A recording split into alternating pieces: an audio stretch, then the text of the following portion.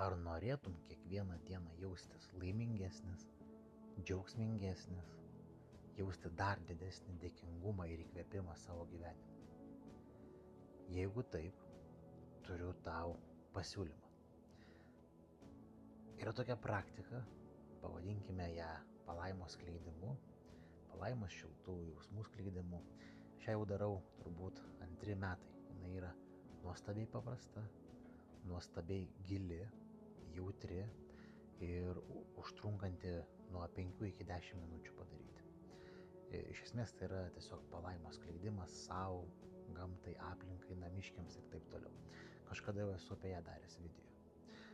Tai ar būtų norinčių prisijungti į grupę, sakykime, sukurčiau grupę ir tokį kaip iššūkį, nes manau, kad pasimatytų toks ryškus gyvenime pokytis, kad esi laimingesnis, kad mintis švaresnis, kad, sakykime, harmoningiau elgiesi, esi ramesnis, labiau atsipalaidavęs.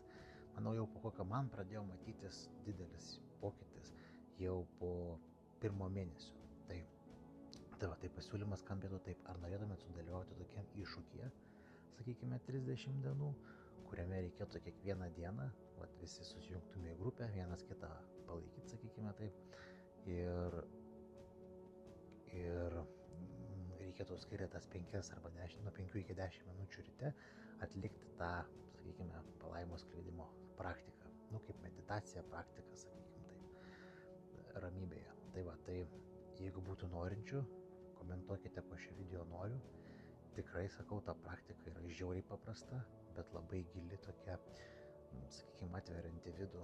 Mane labai sužavėjo, ant kiek jinai yra paprasta, ant kiek lengvai greit padaroma ir koks didelis efektas. O efektas yra iš to, kad mes sąmoningai savo pastangomis, savo laiko įdedamų savo energiją pradedame atkreipti dėmesį ne į mūsų problematinius dalykus, ne tai, kas mūsų gyvenime yra ne taip, arba dar ką norime pakeisti, arba dar kažką, o kreipiame į tai, kas yra gražu, sakykime taip, į tai, kas yra palaima, laimė, meilė, džiaugsmas, šilti aukštos energijos, šilti aukšti jausmai.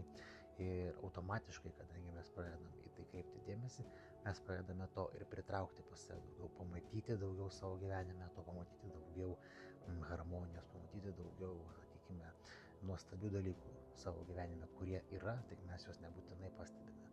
Tai laukiu jūsų komentarų. Jeigu susirenka pakankamai žmonių, kūrėm grupę ir susijungėme padaryti tokį iššūkį, kuris tuo pačiu bus naudingas.